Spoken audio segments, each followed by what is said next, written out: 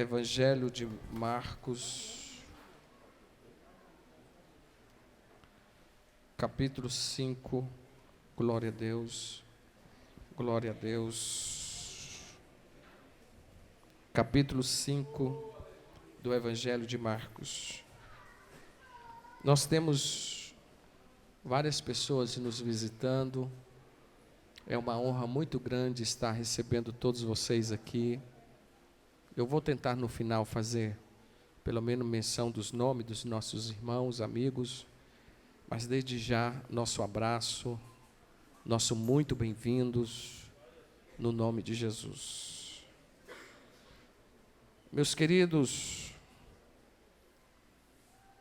eu confesso que eu me debrucei diante da Bíblia agora à tarde, ali no gabinete, e eu não sei se isso já aconteceu, eu penso que sim, com algum dos irmãos aqui no púlpito ou embaixo.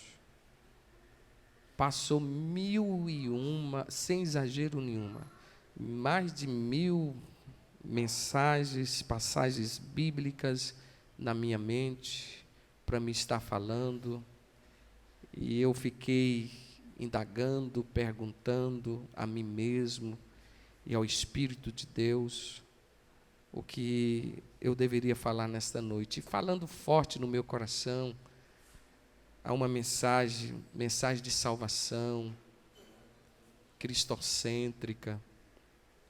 A gente está tão enjoado de ouvir mensagens, você pode, você vai dar conta, a vitória está chegando. Tantas mensagens. E eu comecei a perguntar a Deus, ao Espírito do Senhor, cadê as mensagens da cruz? A mensagem, como já disse, cristocêntrica, a mensagem de salvação, quase que a gente não ouve mais. E nem tampouco também não temos muito ouvido falar da vida eterna, os céus. Ainda hoje eu ouvi uma mensagem pela manhã, muito boa, mas do começo ao fim, a gente observando, não como crítico, mas alimentando aquilo que estava sendo ministrado. Mas a gente chega a essa conclusão: as palavras são tudo voltada para essa vida aqui, parecendo que a vida ela se limita tão somente nisso aqui, e não é verdade. Tem uma vida após a morte. Eu ainda creio nisso. E felizes são aqueles que estão preparando para este momento.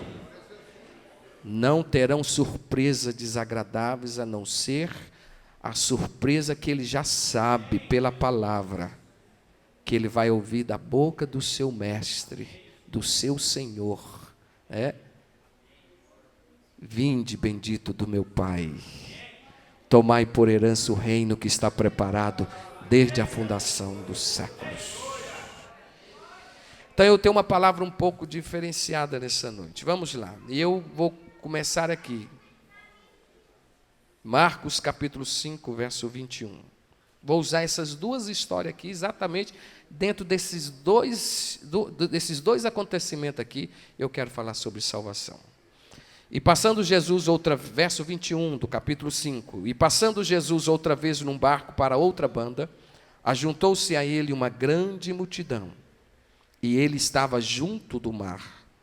E eis que chegou um dos principais da sinagoga, por nome de Jairo, e vendo-o, prostrou aos seus pés, e rogava-lhe muito, dizendo: minha filha está moribunda, rogo-te que venhas, e lhe impõe as mãos para que sare e viva. E foi com ele, e seguiu-o uma grande multidão que o apertava. E certa mulher que havia 12 anos tinha um fluxo de sangue e que havia padecido muito com muitos médicos, e despedindo tudo quanto tinha, nada lhe aproveitando isso, antes indo a pior. Ouvindo falar de Jesus, veio por trás entre a multidão e tocou no seu vestido, porque dizia: se tão somente tocar nos seus vestidos, sarareis. E logo se lhe secou a fonte do seu sangue, e sentiu no seu corpo estar já curada daquele mal. E logo Jesus, conhecendo que a virtude de si mesmo saíra, voltou-se para a multidão e disse: quem tocou nos meus vestidos? E disseram-lhe os seus discípulos: vês que a multidão te aperta e dizes: quem me tocou? E olhava em redor para ver que isto fizera. Então a mulher, que sabia o que lhe tinha acontecido, temendo e tremendo, aproximou-se e prostou-se diante dele e disse-lhe toda a verdade. E ele lhe disse: filha, agora vem, a tua fé te salvou, vai em paz e ser curada deste mal. Podeis assentar. A palavra de Deus, ela é muito atual, muito atual. Meus amados, quero lhes chamar a atenção de uma forma introdutória da palavra nesta noite. Se você ainda não fechou a Bíblia, se você ainda continua com a sua Bíblia aberta, o versículo 23 diz assim: olha o que Jairo disse para Jesus: minha filha está moribunda, rogo-te que venhas e lhe imponhas as mãos, para que sare e viva. Esse foi o apelo que Jairo fez quando ele chamou Jesus para ir até a sua casa. O pedido, sem dúvida alguma, não dá para a gente calcular com tanta veemência. Eu acredito, eu penso comigo, quando estava lendo essa passagem, eu penso que um ardor, algo ardente, ardia no coração de Jairo. Como pai, só o pai é que pode expressar isso. A minha filha está enferma, a minha filha está prestes a morrer, está em perigo. E Jesus então Jairo convida Jesus então para ir até a sua casa. Mas, mesmo Jesus concordando, Jesus aceitando o convite, e a Bíblia diz, se você observou o texto aí, diz que Jesus acompanhou, mas no meio do caminho, que caminho? O caminho até a casa de Jairo, uma outra pessoa desesperada chamou também a atenção de Jesus. Uma mulher que, como bem o texto diz, que sofria uma doença incurável, que é tanto, você conhece a história, que já havia há 12 anos que ela estava padecendo com aquela enfermidade que a Bíblia diz que era uma doença incurável. Era uma hemorragia, para ser mais claro. E estava então esta mulher no meio da multidão, Jesus caminhando em direção à casa de Jairo. E quando ela esta mulher soube que Jesus estava vindo, e que Jesus iria passar por aquele determinado lugar, ela abre a multidão. E o texto é bem claro em dizer que, em meio àquela multidão, ela vai atrás do mestre, e ela consegue alcançar o mestre, e ela consegue tocar no manto do mestre. E com este toque, ela dizia consigo mesma: Se eu, está aí no texto em que nós lemos, ou em Marcos, também relata essa história. Em Marcos é onde nós estamos lendo. Capítulo 5, verso 28 em diante, você observa que ela disse: eu tão somente tocar nas suas vestes. O que vai acontecer? Sararei da minha doença. Tão somente eu tocar no seu vestido. E ela o fez, e ela tocou-se na orla do vestido do mestre. E o milagre aconteceu, a hemorragia foi estancada, porque ela creu naquilo que ela estava fazendo. Glória a Deus por isso. Continue com o meu raciocínio, me acompanhe, por favor. A área do manto, eu estava olhando rapidamente, até na Bíblia Scofield diz, não podemos afirmar, mas o rapidinho que eu dei uma folheada ali diz que ela tocou, alguns estudiosos, inclusive, o doutor Scofield diz que ela, ao tocar no manto de Jesus, ele acredita que ela tocou num fio que havia no vestido de Jesus, que este fio, no nome hebraico, se chama talit, que simbolizava os mandamentos e as promessas de Jesus. Isso é os teólogos que dizem. Mas eu não vou entrar neste detalhe. O importante é que ela tocou e o milagre aconteceu. O importante é que a hemorragia, a doença, foi curada. Algo que era incurável passou a ser agora curado. Continuando, meus amados e queridos irmãos, Jesus chamou esta mulher. Logo que o milagre acontece, Jesus chama esta mulher para o meio da multidão. E o versículo de número 34 diz assim: filha, é o último versículo que nós lemos neste texto. Diz assim: filha, a tua fé te salvou, vai em paz e ser curada deste mal.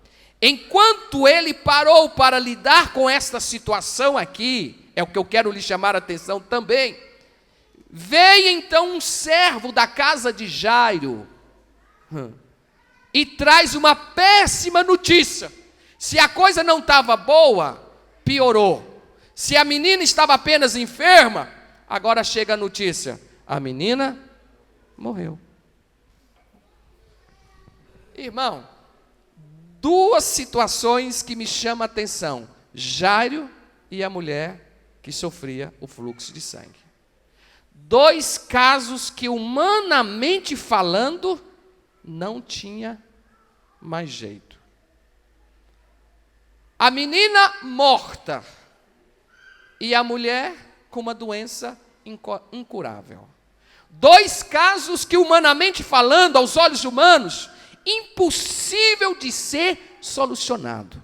Só um milagre é que poderia mudar a situação e o quadro dessas duas pessoas. E eu quero agora entrar no milagre da salvação.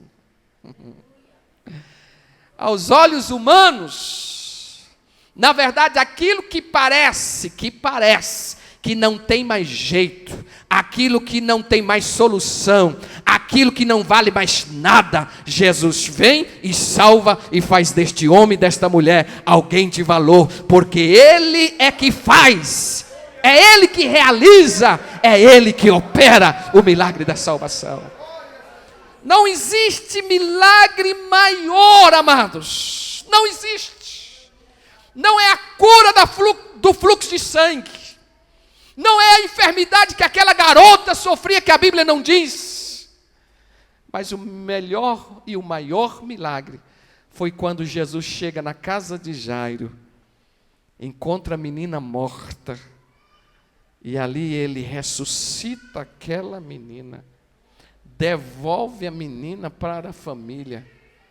E é interessante dizer que, da mesma forma, Jesus pega o caso da mulher que sofreu fluxo de sangue, cura aquela mulher e diz para ela: a tua fé te salvou. Deixa eu dizer uma coisa que Deus fala fortemente ao meu coração nesse dia, e que eu pude extrair aqui nessas duas situações. Não havia esperança nenhuma. Eu repito, a mulher tinha uma doença e a menina estava morta.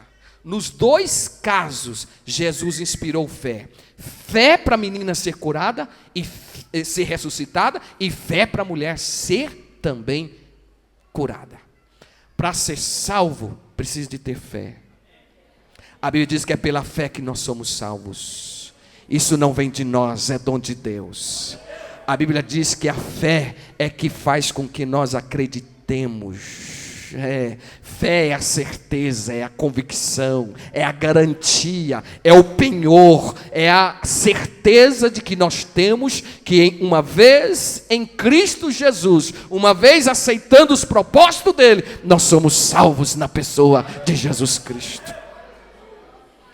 Não fuja, amados, das situações que aparentemente parece que não tem mais solução, que não tem mais esperança. De repente eu falo a pessoas aqui que talvez pensem, pastor, eu não aguento, eu não dou conta.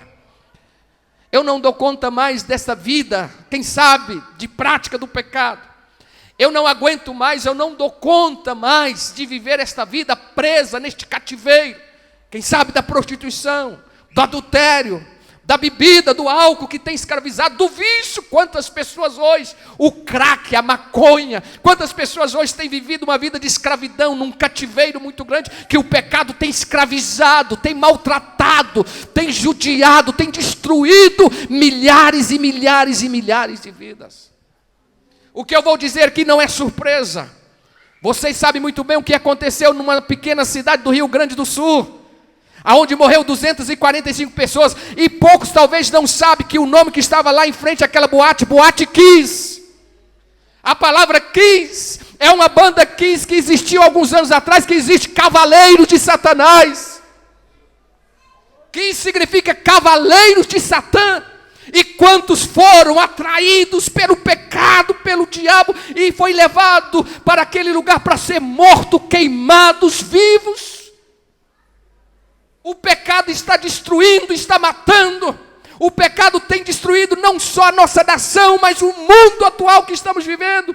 O pecado tem escravizado as pessoas. E foi para isso que Jesus se manifestou, trazendo salvação a todos aqueles que o aceitam.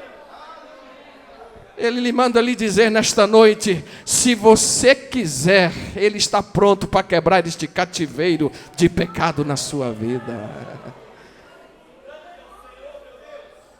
Deixa eu dizer mais uma grande verdade aqui aos irmãos desta noite, que também isso arde no meu coração. Olha, queridos, aparentemente nós vivemos às vezes situações que nós nos desesperamos. Às vezes achamos que não tem mais saída. Eu já vivi assim. E sei que fala pessoas aqui que já viveu, ou quem sabe está vivendo. Que você olha para um lado, olha para o outro, não tem mais saída. E a única saída, a única válvula de escape, é o Senhor Jesus. E Ele está te dizendo para você nesta noite, que Ele é a sua saída. Ele é a sua saída. Ele é a sua saída. Faça como a mulher do fluxo de sangue. Agora que eu quero entrar. Mas ela só conseguiu a salvação porque ela rompeu a multidão. E ela colocou no seu coração, eu só quero tocar. Eu vou em busca. Eu vou ao encontro. Eu vou à procura do meu milagre, da minha salvação, não só da cura, mas da minha salvação. Ela sabia que ela, ao tocar em Jesus, algo sobrenatural iria acontecer na sua vida. Foi cantado aqui nesta noite, tocou-me. Mas a verdade é nós que temos que tocar nele. Sem dúvida alguma, Ele tem tocado nos nossos corações. Deixa eu dizer algo mais aqui que eu anotei, que eu trago aqui para os irmãos, o seguinte. Aquela mulher, ela agarrou-se nas orlas das vestes de Jesus. Ela agarrou-se nas promessas de Deus. Ela agarrou naquilo que Deus tinha reservado, sem dúvida alguma, para ela. E eu quero te convidar, meu amigo, meu irmão que me ouve nesta noite, agarre nas promessas do Senhor Jesus. Faça como Jacó, não te solto, não te deixo, não te abandono, não vou te deixar enquanto você não me abençoar. Então agarre nas promessas do Senhor. Faça igual aquela mulher, agarre na orla das suas vestes, e você vai ver que dele vai sair virtude, e a sua vida vai ser transformada, mudada, para a glória do nome dele, para a glória do nome dele. Aleluia, aleluia. Deixa eu falar algo mais um pouquinho, 5 minutinhos eu concluo. A palavra é objetiva. Uma certa feita Jesus disse em Mateus capítulo 11, verso 28. Vinde a mim todos vós que estáis cansados, oprimidos, sobrecarregados, e eu vos aliviarei. Tomai sobre vós o meu jugo, e aprendei de mim, que sou manso, humilde de coração. Esse é o convite de Jesus para mim e para você nesta noite. Principalmente para aqueles que estão cansados. Cansado de quê, pastor? De carregar este fardo. Fardo pesado. Fardo de pecado. Jesus está lhe oferecendo um fardo que é leve. Jesus está te oferecendo, meu amado, meu amigo, um caminho melhor para você trilhar. Tem espinhos? Tem. Tem dificuldades? Tem. Eu não estou aqui lhe oferecendo um evangelho barato e nem tampouco isento dos problemas e das lutas. Tem lutas, tem problemas sim, mas temos uma certeza que neste caminho não estamos só. Ele está conosco, porque Ele diz: eu sou o caminho, eu sou a verdade, eu sou a vida, diz o Senhor Jesus. Interessante que Jesus disse ali em João que Ele é o caminho, a verdade e a vida. Ele fala de 3 coisas essenciais que o homem não pode viver sem. Ninguém, ser humano nenhum, consegue viver sem um caminho. Todos nós temos que ter um caminho para trilhar, seja ele qual for, mas é necessário termos um caminho para trilhar, para caminhar. Segundo, a vida. Todos nós lutamos pela vida, anseiamos pela vida, ou seja, desejamos viver. E terceiro, ele diz a verdade. Ninguém consegue viver a vida toda no mundo de engano, no mundo de mentira. Ninguém consegue viver, ele pode até tentar, e muitas vezes até vai até muito tempo, vivendo uma vida de engano, de mentira, mas chega a hora que a verdade chega, e quando a verdade chega, a mentira tem que sair, e a verdade é Jesus. Então hoje Jesus está chegando na sua vida e dizendo: chega de engano, chega de mentira, porque eu sou a verdade, diz o Senhor Jesus. A verdade que liberta. Não é assim? A Bíblia diz: e conhecereis a verdade, e a verdade vos libertará. E é fato. Quando a verdade chega, a mentira tem que sair. Quando a verdade chega, a mentira tem que se render, porque a verdade, ela sobrepõe, ela é acima, ela é superior à mentira. Então, meu amado, meu amigo que me ouve nesta noite, eu te convido nesta noite a entregar-te a Jesus Cristo a tua vida, a entregar a esta verdade que liberta, e se Ele vos libertar, verdadeiramente você será livres. Põe-se de pé, por favor.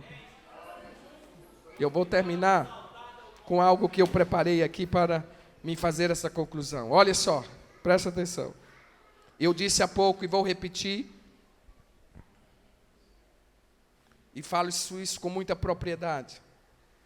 E quero te convidar nesta noite a ouvir bem isso que eu vou lhe dizer. Diante de tudo que eu já disse aqui, tudo que a gente já colocou aqui. Nós, ser humano, desde lá do Jardim do Éden, sempre procuramos a fugir. Lembra que quando o homem pecou, qual a primeira coisa que ele fez? Esconder. Esconder. Fugir. E tem hora que a gente tenta fugir da realidade, da situação. Quem sabe fugir, né, daquilo que nos causa pavor, daquilo que nos causa medo, principalmente aquilo que nos causa medo. E a vida eterna, para muitos, sabe por que muitas pessoas não querem pensar muito no céu e nem no inferno? Porque isso causa medo. É tanto que quando você pergunta a uma pessoa se ela tem certeza da sua salvação, se ela vai para o céu ou se ela vai para o inferno, muitos ficam meio temerosos, até cristão, temerosos de dizer que sim ou não, porque logo a sua mente vai lá no que ele fez, no que ele praticou, deixou de praticar, aí ele acha indigno. Não, pastor, eu não vou, eu não estou preparado. Até parecendo que para ir para o céu depende das nossas obras. Até parece que para ser salvo depende do seu e do meu sacrifício. Para ser salvos só depende do sacrifício dele, Jesus. E eu preciso lhe dizer, o que ele fez para mudar e salvar a sua vida, já está feito. Ele derramou o seu sangue, ele verteu o seu precioso sangue, para que hoje eu e você, preste atenção nisso aqui, para que hoje eu e você tivéssemos a certeza de que nele, não em nossas obras, mas nele, nós somos salvos em Cristo Jesus. Eu só quero chamar a atenção dos irmãos o seguinte: chave de Davi aqui representa nada mais, nada menos do que a autoridade de Jesus, que ele tem de abrir e de fechar. A Bíblia diz que ele desceu às mais profundezas do inferno e tomou... Irmãos, eu consigo ver essa cena. E eu consigo ver a cara do diabo. A cara de Satanás. Quando a Bíblia diz que ele desceu às mais profundezas do inferno e tomou das mãos do diabo a chave do inferno. Isso significa que Jesus tem autoridade para abrir e para fechar. É Ele que abre e é Ele que fecha. É Ele que abre e é Ele que fecha.